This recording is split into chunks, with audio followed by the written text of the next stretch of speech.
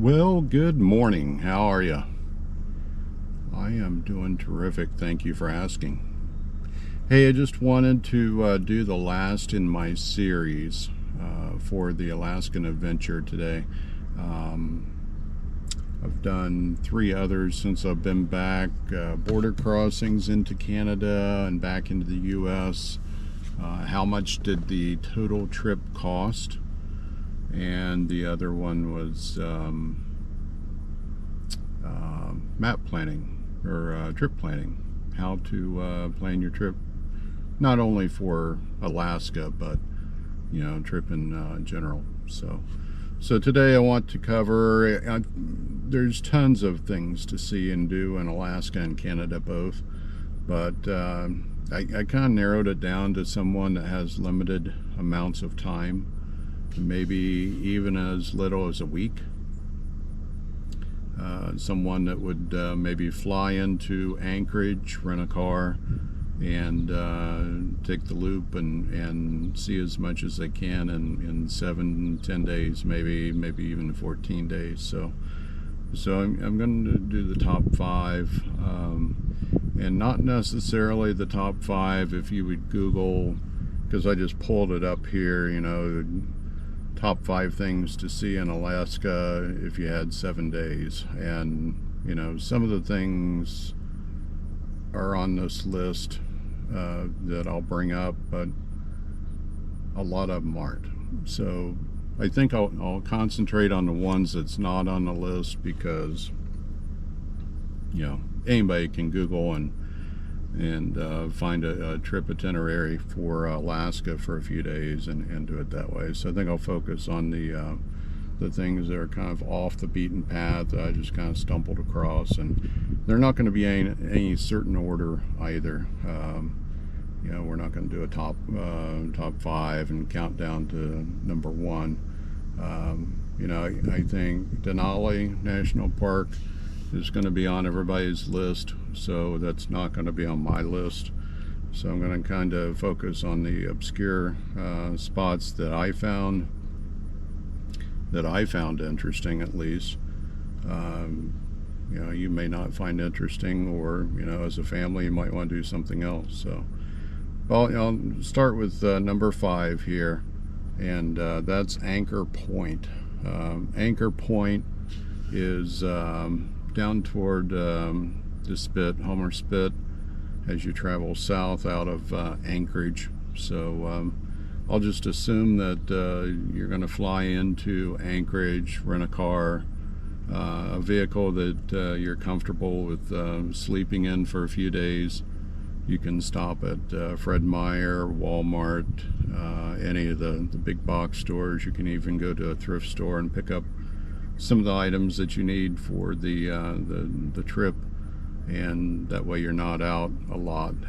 As far as lodging goes, it's not cheap. So whether you want to rough it with a few gallons of water and some food, do all your cooking and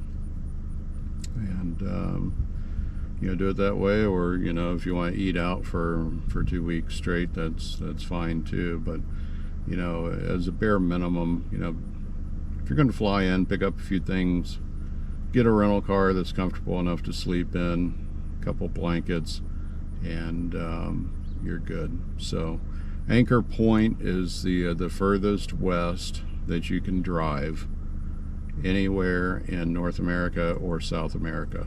So you can look it up on the map and check my facts, but that is the furthest west point for the continuous road system. There's roads in other parts of Alaska that's further west than that, but they're not connected. So for the connected roadway, that is the furthest west point. So I've got some video, I'll throw in some pictures and video here that I took while I was there, but it's just a quick little jaunt off the road there, quick little detour, not even a 20-minute detour over to Anchor Point. So you could literally spend a day there if you'd like, but there's a lot of interesting things to see and do in that area. Number 2 would have to be the Spit, Homer Spit. It's very unique. It's got a lot of history to it. It's literally just right down the road from Anchor Point. There's tons of shopping. Well, not tons, but there's a lot of unique shops, we'll put it that way. There's a lot of fishing related things to see and do. Some good food, a lot of good restaurants. Homer Spit would be, I guess we're going backwards, right? So that would be number 4 on the list. So number 3 on the list would actually be, get the map pulled up here. That would be Seward, Alaska.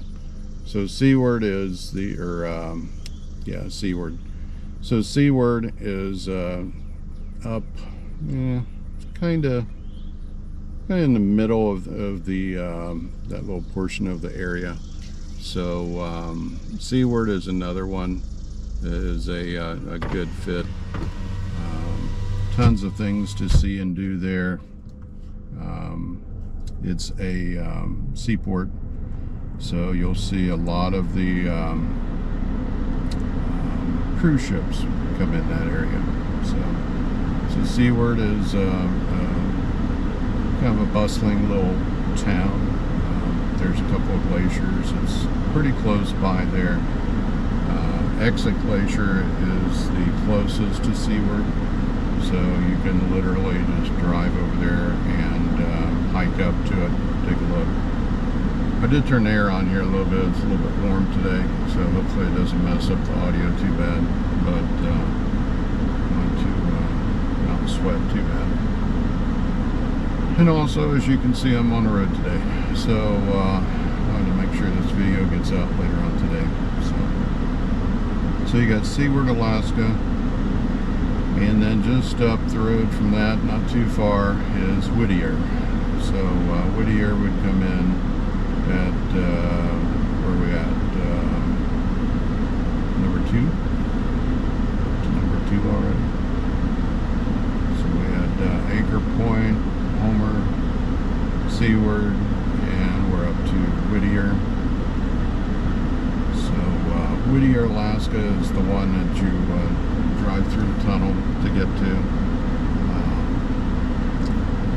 I found that interesting. It's like a 2-mile tunnel just to get there. So the town itself is a little different.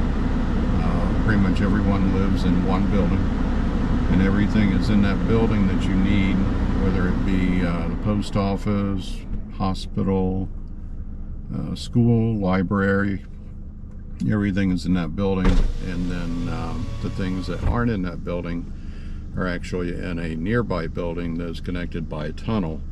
So in the winter, when it's 50 plus below 0 Fahrenheit, you don't have to go outside. So you can literally stay indoors and take care of pretty much everything you need to do and not leave those 2 buildings. So that's interesting. Wasn't able to go inside that building.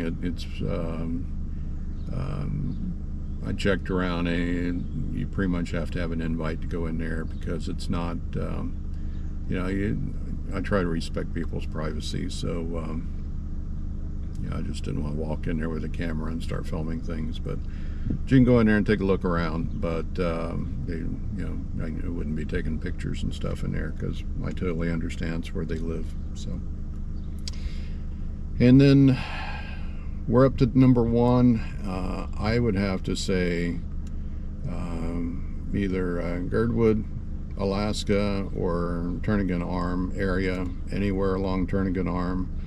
Girdwood comes to mind because you literally go past it to go to the rest of these places I just mentioned. So Turnagain Arm, you can actually watch the tide come in if you're lucky enough. That's kind of cool. And then Girdwood itself is a small town, just a little southeast of Anchorage, not even an hour probably, so you can literally go up there and get your supplies and everything you need, so it's all close by. So that's kind of the top 5 places. If I had, say, only 7 days or so in Alaska, 7 to 10 days outside of Denali, just assuming that everybody's going to go to Denali if they're going to Alaska. You know, there's others. There's Palmer, there's Healy, there's Glacier View. There's a lot of Glen Allen, Valdez. There's several others in the area that you could squeeze in to a 10-day or a 14-day trip easily. So I don't want to drag this video out too long. And what I'll do, I'll go ahead and put some points in map coordinates in the description down below, so you can find all these places easily, and you can do your own map planning. And also I'll put in some points that actually stayed, and boondock or dry camp, as you will. So, you know, even if you have an RV or a car or a van, you can certainly stay in these places. They're small enough that you can get a car in. Everything that I'll list here, you can definitely get a travel trailer, say under 26 foot, you know, with a tow vehicle with no issues. So they're rather large areas, and you know, I had no issues staying there. They're not posted. There's tons of areas in Alaska that are not posted that you know, I had no issues staying in. If you watch one of my other videos, I only paid for 3 nights lodging, and 2 of those were because I wanted to, not because I had to.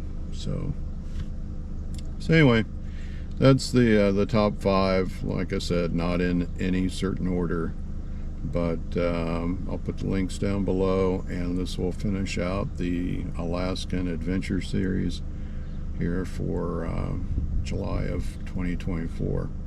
So if you have any questions, feel free to leave them in the comments down below. Once again, I appreciate everyone watching the videos and commenting on them. If you have any questions, feel free to reach out. Thank you very much, and have a good evening. Take care.